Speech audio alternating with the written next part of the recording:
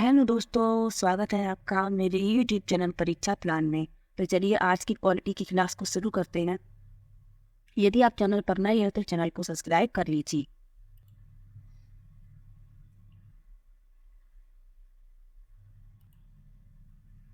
तो अध्याय 4 है लड़के और लड़कियों के रूप में बड़ा होना। लिखा है लड़का या लड़की होना किसी की भी एक महत्वपूर्ण पहचान है, उसकी अस्मिता है। जिस समाज के बीच हम बड़े होते हैं वह हमें सिखाता है कि लड़के और लड़कियों का कैसा व्यवहार स्वीकार करने योग्य है, उन्हें क्या करना चाहिए और क्या नहीं। हम प्रायः यही समझते हुए बड़े होते हैं कि ये बातें सब जगह बिल्कुल एक सी हैं। परंतु क्या सभी समाजों में लड़के और लड़कियों के प्रति एक जैसा ही नजरिया है? इस पाठ में हम इसी प्रश्न का उत्तर जानने की कोशिश करेंगे। हम यह भी देखेंगे कि लड़के और लड़कियों को दी जाने वाली अलग अलग भूमिका उन्हें भविष्य में स्त्री और पुरुष की भूमिका के लिए कैसे तैयार करती है। इस पाठ में हम देखेंगे कि अधिकांश समाज पुरुष व स्त्रियों को अलग अलग प्रकार से महत्व देते हैं।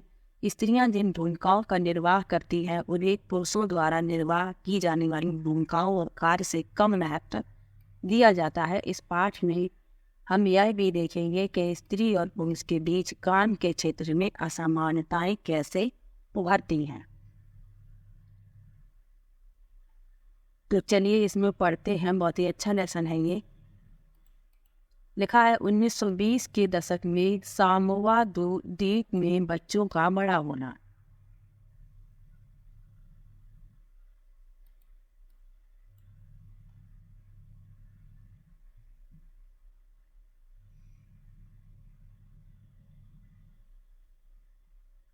And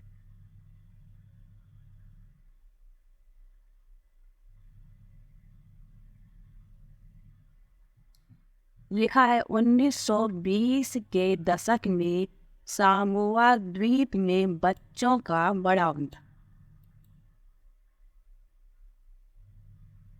सामोआ द्वीप प्रशांत महासागर के दक्षिण में स्थित छोटे छोटे द्वीपों के समूह का एक ही भाग है। सामोअन समाज पर किए गए अनुसंधान की रिपोर्ट के अनुसार 1920 के दशक में बच्चे स्कूल नहीं जाते थे। वे बड़े बच्चों और वयस्कों से बहुत सी बातें सीखते थे, जैसे छोटे बच्चों की देखभाल या घर का काम कैसे करना है आदि। द्वीपों पर मछली पकड़ना महत्वपूर्ण कार्य था, इसलिए किशोर बच्चे मछली पकड़ने के लिए सुदूर यात्राओं पर जाना सीखते थे। लेकिन ये बातें वे अपने बचपन के अलग अलग समय पर सीखते थे। तो सामोआ द्वीप है, जो वहाँ पर क्या होता था, जो छोटे बच्चे थे वो स्कूल नहीं जाते थे, अपने से बड़े लोगों से वह कुछ महत्वपूर्ण बातों को सीखा करते थे। आगे लिखा है छोटे बच्चे जैसे ही चलना शुरू कर देते थे, उनकी माताएं या बड़े लोग उनकी देखभाल करना बंद कर देते थे। यह जिम्मेदारी बड़े बच्चों पर आ जाती थी, जो प्रायः स्वयं भी 5 वर्ष के आसपास की उम्र के होते थे। लड़के और लड़कियां दोनों अपने छोटे भाई बहनों की देखभाल करते थे, लेकिन जब कोई लड़का लगभग 9 वर्ष का हो जाता, वह बड़े लड़कों के समूह में सम्मिलित हो जाता था और बाहर के काम सीखता था, जैसे मछली पकड़ना और नारियल के पेड़ लगाना। लड़कियां जब तक 13-14 साल की नहीं हो जाती थी, छोटे बच्चों की देखभाल और बड़े लोगों के छोटे मोटे कार्य करती थी। लेकिन एक बार जब वे 13-14 साल की हो जाती थी, वे अधिक स्वतंत्र होती थी। लगभग 14 वर्ष की उम्र के बाद वे भी मछलियां पकड़ने जाती, बागान में काम करती थी और डलिया बुनना सीखती थी। खाना पकाने का काम अलग से बनाए गए रसोई घरों में नहीं होता था, जहां लड़कों को ही अधिकांश काम करना होता था और लड़कियां उनकी मदद करती थी। ये तो सामोआ द्वीप में बच्चे किस प्रकार बड़े होते हैं, किस प्रकार उनके काम होते हैं, ये बताया गया है। अब लिखा है 1960 के दशक में मध्य प्रदेश में पुरुष के रूप में बड़ा हुआ। अब मध्य प्रदेश के बारे में लिखा है और लिखा है पुरुष के रूप में बड़ा हुआ। तो निम्नलिखित आलेख 1960 में मध्य प्रदेश के एक छोटे शहर में रहने वाले और स्कूल जाने के वर्णन से लिया गया है। कक्षा 6 में आने के बाद लड़के और लड़कियां अलग अलग स्कूलों में जाती थीं। लड़कियों के स्कूल लड़कों के स्कूल से बिल्कुल अलग ढंग से बनाए जाते थे। उनके स्कूल के बीच में एक आंगन होता, जहाँ वे बाहरी दुनिया से बिल्कुल अलग रहकर स्कूल की सुरक्षा में खेलती।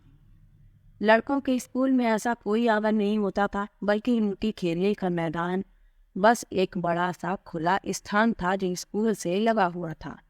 हर शाम स्कूल के बाद लड़के सैकड़ों लड़कियों की भीड़ को सक्रिय गलियों से जाते हुए देखते थे। सड़कों पर जाती हुई ये लड़कियां बड़ी गंभीर दिखती थी। यह बात लड़कों से अलग थी, जो लड़कों को अनेक कामों के लिए उपयोग करते थे, जैसे यूं ही खड़े खड़े खाली समय बिताने के लिए, दौड़ने और खेलने के लिए और साइकिल चलाने के करतबों को आजमाने के लिए। लड़कियों के लिए गली सीधे घर पहुंचने का एक माध्यम थी। लड़कियां हमेशा समूहों में जाती थी, शायद उनके मन में यह डर रहता कि कोई उन्हें छेड़ ना दे या उन पर हमला ना कर दे। तो आप इस चित्र में देख सकते हैं, इस तरह लड़कियां समूह बनाकर चलती थी, क्योंकि उन्हें डर रहता था मन में कि कोई उन्हें छेड़ ना दे या कोई उन पर हमला ना कर दे। ऊपर के दो उदाहरणों को पढ़ने के बाद हमें लगता है कि बड़े होने के भी कई तरीके हैं। हम प्रायः सोचते हैं कि बच्चे एक ही तरीके से बड़े होते हैं। ऐसा इसलिए है क्योंकि हम अपने अनुभवों से ही सबसे ज़्यादा परिचित होते हैं। यदि हम अपने परिवार के बुजुर्गों से बात करें तो पाएंगे कि उनका बचपन शायद हमारे बचपन से बहुत भिन्न था। हम यह भी अनुभव करते हैं कि समाज लड़के और लड़कियों में स्पष्ट अंतर करता है। यह बहुत कम आयु से ही शुरू हो जाता है। उदाहरण के लिए उन्हें खेलने के लिए भिन्न खिलौने दिए जाते हैं। लड़कों को प्रायः खेलने के लिए कारें दी जाती हैं और लड़कियों को गुड़िया। दोनों ही खिलौने खेलने में बड़ी आनंददायक हो सकते हैं। फिर लड़कियों को गुड़िया और लड़कों को कारें ही क्यों दी जाती हैं। तो यह बताया गया है कि छोटे से ही अंतर स्पष्ट हो जाता है कि लड़कों को दिया जाता है खेलने के लिए कोई ऐसा खिलौना जैसे कि कार है और भी बहुत सारी चीज़ें हैं, और लड़कियों को गुड़िया दी जाती है खेलने के लिए। तो ये अंतर क्यों किया जाता है बचपन से ही। आगे लिखा है, खिलौने बच्चों को यह बताने का माध्यम बन जाते हैं कि जब वे बड़े होकर स्त्री और पुरुष बनेंगे तो उनका भविष्य अलग अलग होगा। अगर हम विचार करें तो यह अंतर प्रायः प्रतिदिन की छोटी छोटी बातों में बनाकर रखा जाता है। लड़कियों को कैसे कपड़े पहनने चाहिए, लड़के पार्क में कौन से खेल खेलें, लड़कियों को धीमी आवाज़ में बात करनी चाहिए और लड़कों को रौब से। ये सब बच्चों को यह बताने के तरीके हैं कि जब वे बड़े होकर स्त्री और पुरुष बनेंगे तो उनकी विशिष्ट भूमिकाएं होगी। बाद के जीवन में इसका प्रभाव हमारे अध्ययन के विषयों या व्यवसाय के चुनाव पर भी पड़ता है। तो बचपन से ही ये सिखाया जाता है कि आगे चलकर उन्हें स्त्री या पुरुष बनना है तो उनके व्यवहार किस तरीके के होंगे। अब यहाँ पर एक वार्ता लिखा हुआ है दो लड़कियों का, तो चलिए इसको पढ़ लेते हैं। लिखा है, मेरी माँ काम नहीं करती। माँ हम सभी बच्चे स्कूल से भ्रमण पर जा रहे हैं। रोजी मैडम को साथ चलने के लिए किसी बड़े की ज़रूरत है। क्या आप अपने ऑफिस से एक दिन की छुट्टी लेकर हमारे साथ चल सकती हैं? वैसे हरप्रीत की माँ हमेशा ऐसे समय पर हमारे साथ जाती है क्योंकि वे कोई काम नहीं करती। सोनाली, तुम ऐसा कैसे कह सकती हो? तुम जानती हो जसप्रीत आंटी रोज सुबह 5 बजे उठती हैं और घर भर के सारे काम करती हैं। हाँ, पर वे कोई काम तो नहीं है ना, ये तो बस घर के काम हैं। ओ, क्या तुम वाकई ऐसा ही सोचती हो? चलो ऐसा करते हैं कि जसप्रीत के घर चलते हैं और उससे पूछते हैं कि वे खुद क्या सोचती हैं। हमें लिखा है, श्री सिंह के घर पर। हरशरण, सोनाली सोचती है कि आपकी पत्नी कोई कामकाजी महिला नहीं है। पर आंटी, क्या वाकई ये ठीक है? मेरी माँ तो घरेलू महिला है और कोई काम कहाँ करती है। तो जसप्रीत, यदि ऐसा है तो तुम कुछ आराम क्यों नहीं करती? एक बार जरा इन्हें भी सब कुछ खुद करने दे। क्या बात है, ठीक है, मैं कल हड़ताल पर चली जाती हूँ। वाह, कितना मज़ा आएगा, कल हम पापा के साथ मिलकर सारा काम संभालेंगे। तो अगली सुबह के बारे में लिखा है, अगली सुबह 7:30 बजे। हे भगवान, समय तो देखो, मेरा नाश्ता कहाँ है और बच्चे अभी तक तैयार क्यों नहीं हुए? मैं क्या जानूं, याद है ना, मैं तो हड़ताल पर हूँ। आज तो मंगला ने भी छुट्टी ले रखी है। ओहो, यह तो स्कूल बस थी। अब तो मुझे बच्चों को कार से ही स्कूल छोड़ना होगा। जल्दी करो जल्दी। और हरमीत को कहो कि वह पंप का स्विच ऑन करे। लेकिन बच्चों की लंच बॉक्स का क्या होगा? अरे यह भी, उसके बारे में भूल जाओ। मैं तुम्हें कुछ पैसे दे दूंगा, तुम कैंटीन से कुछ खरीद लेना। माँ ने इसके लिए पहले ही पैसे दे दिए। शाम 6 बजे लिखा है। मैं तो बिल्कुल थक चुका हूँ, कुछ चाय वाय हो जाए। मैं तो भूल ही गया था कि तुम हड़ताल पर हो। मैं खुद ही कुछ बनाता हूँ। पूरा घर तो देखो, जैसे कि यहाँ कितना तूफान मचा है। तुम क्या सोचते हो कि सुबह तुमने घर को जैसी हालत में छोड़ा था वह वैसी ही हालत में दिन भर रहेगा? हरमीत, कमबख्त चाय की पत्तियां कहाँ रखी हुई हैं? हीर जी, क्या अभी भी वे सोचते हैं कि मैं काम नहीं करती हूँ? और अभी तो मैं उन्हें याद दिलाऊंगी कि चाचा जी और चाची जी रात के खाने पर आने वाले हैं। तो यहाँ पर एक वार्ता लिखा हुआ है कि जो महिलाएं घर में रहती हैं क्या वे काम नहीं करती? वे सबसे अधिक काम करती हैं, पूरा घर उन्हें संभालना होता है। बस फर्क इतना होता है कि वे घर से बाहर जाकर काम नहीं करती, लेकिन घर का सारा काम वे बहुत ही जिम्मेदारी से संभालती हैं। आगे लिखा है, अधिकांश समाजों में, जिनमें हमारा समाज भी सम्मिलित है, पुरुषों और स्त्रियों की भूमिकाओं और उनके काम के महत्व को समान नहीं समझा जाता है।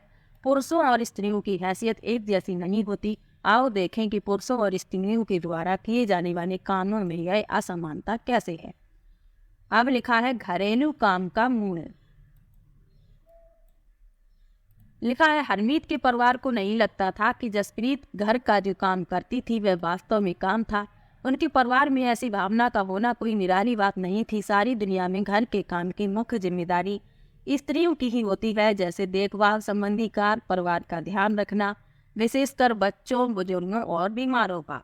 फिर भी जैसा हमने देखा, घर के अंदर किए जाने वाले कार्यों को महत्वपूर्ण नहीं समझा जाता।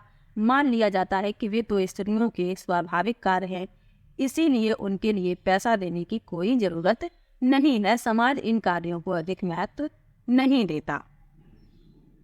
तो जो स्त्रियां घर पे काम करती हैं, लोग कहते हैं कि ये तो उनका स्वयं का कार्य है, उस कार्य को जरा भी महत्व नहीं दिया जाता है। अब लिखा है, घर पर कार्य करने वालों का जीवन। उपर्युक्त कहानी में केवल हरमीत की माँ ही घर के काम नहीं करती, काफी सारा काम मंगला करती थी, जो उनके घरेलू काम में मदद के लिए लगाई गई थी। बहुत से घरों में, विशेषकर शहरों और नगरों में, इन लोगों को घरेलू काम के लिए लगा लिया जाता है। वे बहुत काम करते हैं, झाड़ू लगाना, सफाई करना, कपड़े और बर्तन धोना, खाना पकाना, छोटे बच्चों और बुजुर्गों की देखभाल करना आदि। घर का काम करने वाली अधिकांशता स्त्रियां होती हैं। कभी कभी इन कार्यों को करने के लिए छोटे लड़के या लड़कियों को काम पर रख लिया जाता है। घरेलू काम का अधिक महत्व नहीं है, इसलिए इन्हें घरेलू काम करने वालों का दिन सुबह 5 बजे से शुरू होकर देर रात 12 बजे तक भी चलता है। जी तोड़ मेहनत करने के बावजूद प्रायः उन्हें नौकरी पर रखने वाले उनसे सम्मानजनक व्यवहार नहीं करते। दिल्ली में घरेलू काम करने वाली एक स्त्री मेलानी ने अपने अनुभव के बारे में इस तरह बताया है। तो एक महिला है जो दिल्ली में घरेलू काम करती है, उसका नाम मेलानी है। वह अपने अनुभव बताती है। लिखा है, मेरी पहली नौकरी एक अमीर परिवार में लगी थी जो 3 मंजिले भवन में रहता था। मैम साहब अजीब महिला थी जो हर काम करवाने के लिए चिल्लाती रहती थी। मेरा काम रसोई का था, दूसरी 2 लड़कियां सफाई का काम करती थी। हमारा दिन सुबह 5 बजे शुरू होता। नाश्ते में हमें 1 प्याला चाय और 2 रूखी रोटियां मिलती थी। हमें तीसरी रोटी कभी नहीं मिली। शाम के समय जब मैं खाना पकाती थी, दोनों लड़कियां मुझसे 1 और रोटी मांगती रहती थी। मैं चुपके से उन्हें 1 रोटी दे देती थी और खुद भी 1 रोटी ले लेती थी। हमें दिन भर काम करने के बाद बड़ी भूख लगती थी। हम घर में चप्पल नहीं पहन सकते थे। ठंड के मौसम में हमारे पैर सूज जाते थे। मैं मैम साहब से डरती थी, परंतु मुझे गुस्सा भी आता और अपमानित भी महसूस करती। क्या हम दिन भर काम नहीं करते थे? क्या हम कुछ सम्मानजनक व्यवहार के योग्य नहीं थे? वास्तव में जिसे हम घरेलू काम कहते हैं उसमें अनेक कार्य सम्मिलित हैं। इनमें से कुछ कामों में बहुत शारीरिक श्रम लगता है। ग्रामीण और शहरी क्षेत्रों में औरतों और लड़कियों को दूर दूर से पानी लाना पड़ता है। ग्रामीण क्षेत्रों में स्त्रियों और लड़कियों को जलाऊ लकड़ी के भारी गट्ठर सिर पर ढोने पड़ते हैं। कपड़े धोने और सफाई करने, झाड़ू लगाने, वजन उठाने के कामों में झुकने, उठाने और सामान लेकर चलने की ज़रूरत होती है। बहुत से काम जैसे खाना बनाने आदि में लंबे समय तक गर्म चूल्हे के सामने खड़ा रहना पड़ता है। स्त्रियां जब काम करती हैं वह भारी और थकाने वाला शारीरिक काम होता है, जबकि हम आम तौर पर सोचते हैं कि पुरुष घरेलू और देखभाल के कामों का एक अन्य पहलू जिसे हम महत्व नहीं देते वह है इन कामों में लगने वाला लंबा समय। वास्तव में यदि हम स्त्रियों द्वारा किए जाने वाले घर के और बाहर के कामों को जोड़ें तो हमें पता चलेगा कि कुल मिलाकर स्त्रियां पुरुषों से अधिक काम करती हैं।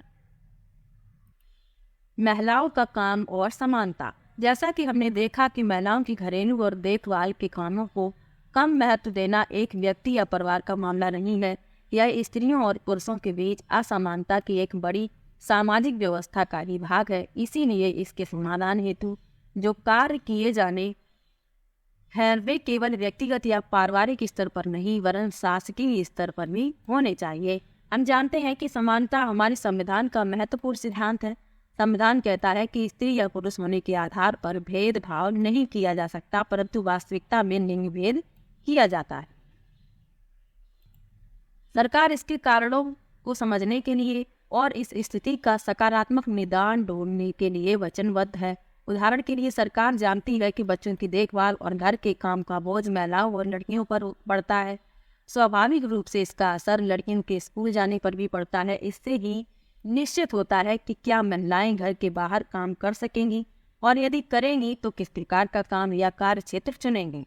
पूरे देश के कई गांवों में शासन ने आंगनबाड़ियों और बालवाड़ियां खोली हैं।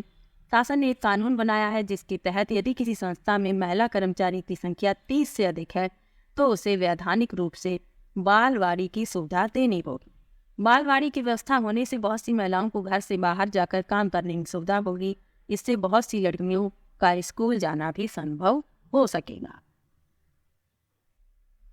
यहाँ आप इस चित्र में देख सकते हैं मध्य प्रदेश के गांव में आंगनवाड़ी केंद्र में बच्चे, ये मध्य प्रदेश का एक गांव है और उसका आंगनवाड़ी केंद्र है।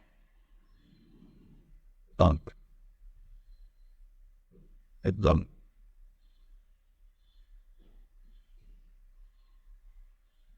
यहाँ लिखा है, क्या आप क्या सोचते हैं यह पोस्टर क्या कहने की कोशिश कर रहा है? मैं हर कहीं मौजूद मेरी अनदेखी और नहीं संभव कौन सी वह तुम्हारी उपलब्धि जिसमें मेरा नहीं रह गया यह भाग औरत को चाहिए अपना अधिकार। इस पोस्टर में यहाँ पर लिखा हुआ है।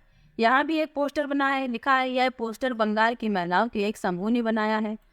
क्या इसे आधार बनाकर आप कोई अच्छा सा नारा तैयार कर सकते हैं? यहाँ आप इस चित्र में देख सकते हैं इस पोस्टर को। तो आज का ये लेसन यहीं पर समाप्त होता है। आज के लेसन में बहुत ही महत्वपूर्ण तथ्यों को पढ़ा है। तो आज का वीडियो भी यहीं पर समाप्त होता है। वीडियो कैसा लगा कमेंट बॉक्स में जरूर बताइएगा। वीडियो को लाइक, चैनल को सब्सक्राइब करना मत भूलिएगा। मिलते हैं एक और नई वीडियो के साथ, तब तक के लिए बाय बाय।